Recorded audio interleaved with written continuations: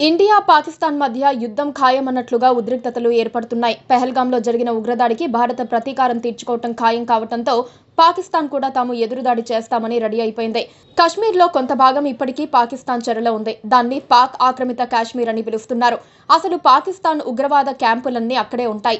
Hamas ఉగ్రవాదులు కూడా ఇటీవలే పీఓకేలో పర్యటించారని మీడియా రిపోర్టులు చెబుతున్నాయి. భారత్కు వ్యతిరేకంగా పాక్ ప్రేరేపిత ఉగ్రవాదులు కుట్ర చేస్తున్నారు. పెహల్గాంలో జరిగిన దాడిలో హమాస్ పాత్ర ఉందా లేదా అన్నది పక్కన పెడితే భారత్పై ఉగ్రవాద యుద్ధానికి పీఓకే ఎలా కీలకంగా మారుతుందో అర్థం చేసుకోవచ్చు. ఇప్పుడు ఆ ప్రాంతాన్ని భారత్ స్వాధీనం చేసుకుంటే తప్ప ఉగ్రవాదాన్ని అంతం చేయటం సాధ్యం కాదు. కశ్మీర్లో ఉగ్రవాదాన్ని తుదముట్టించాలంటే ఆక్రమిత కశ్మీర్ స్వాధీనం చేసుకోవాల్సిందేనని రక్షణ నిపుణులు చాలా కాలంగా చెబుతున్నారు. గతంలో పీఓకేలోని ఆర్మీ క్యాంపులపై భారత సైన్యం సర్జికల్ దాడులు చేసింది. అయినా ఎప్పటికప్పుడు కొత్తగా పుట్టుకొస్తూనే ఉన్నారు. అందుకే పీఓకేను తిరిగి పొందాలన్న కృతనిశ్చయంతో కేంద్ర ప్రభుత్వం ఉంది. బీజేపీ నేతలు కూడా మోదీ, షా నిర్ణయాలకే ప్రాధాన్యమిస్తున్నారు. దౌత్యపరంగా చేయాల్సిన ప్రయత్నాలు చేస్తూనే ఇతర మార్గాలను రెడీ చేసుకోవాలంటున్నారు. ఉక్రెయిన్పై రష్యా దాడులు చేసింది. తమ దేశంపై కుట్రలు చేయడానికి అనుకూలంగా ఉన్న ప్రాంతాలను స్వాధీనం చేసుకుంటోంది. క్రిమియా అనే ప్రాంతాన్ని ఇచ్చేయాలని ట్రంప్ కూడా ఉక్రెయిన్పై ఒత్తిడి తెస్తున్నారు. పీఓకే విషయంలోనూ ఇలాంటి ప్రయత్నమే భారత్ చేయటం ఖాయంగా కనిపిస్తోంది.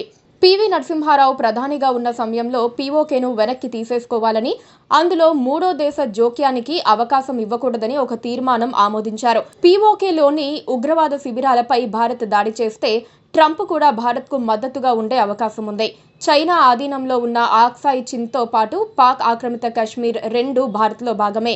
వాటిని తిరిగి తెచ్చుకునేందుకు అమిత్ షా ఆర్టికల్ 370 రద్దు సమయంలో పార్లమెంట్లో ప్రకటించారు. పీఓకేను పాకిస్తాన్ అంత తేలిగ్గా వదులుకోదు. పీఓకేను సర్వనాశనం చేయడానికైనా అంగీకరిస్తుంది, కానీ అప్పగించదు. సేనలు నేరుగా ఆక్రమిత కశ్మీర్లోకి వెళ్లిపోవటం మినహా వేరు గత్యంతరం కూడా లేదు. ఇప్పటికే 2 సర్జికల్ దాడులతో సైన్యం సత్తా చూపించింది. అయితే పీఓకేను కలుపుకోవాలంటే చిన్న దాడులు సరిపోవు, పెద్ద యుద్ధమే చేయాల్సి ఉంటుందన్న అభిప్రాయం నిపుణుల నుంచి వస్తోంది. భారతదేశమే మొదట దాడి చేసిందన్న అపవాదు రాకుండా ఇప్పుడు పెహల్గాం దాడి ఘటన ఉపయోగపడుతుంది.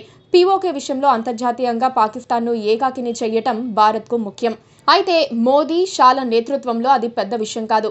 పీఓకేను భారత్లో చేర్చితే ప్రధాని మోదీ, అమిత్ షాలు చరిత్రలో నిలిచిపోతారు. ఎందుకంటే దేశ విభజన నాటి నుంచి సరిహద్దుల్ని ఉద్రిక్తంగా ఉంచుతూ వస్తోన్న సీమాంతర ఉగ్రవాదం అంతమైపోతుంది. విశాల భారత్ ఏర్పడుతుంది. ఇందుకోసం భారత్ నేరుగా పాకిస్తాన్పై యుద్ధం ప్రకటించదు.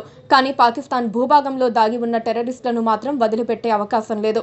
అప్పుడు పాకిస్తాన్ ఆ టెర్రరిస్టులకు మద్దతుగా యుద్ధం ప్రారంభిస్తే అప్పుడు అసలు కథ ప్రారంభమవుతుంది. పాకిస్తాన్ ఏం చేస్తుందన్న దానిపై యుద్ధం కొనసాగుతుందా లేదా అన్నది క్లారిటీ వస్తుంది. Please subscribe to KTV Telugu. KTV Telugu. KTV Telugu.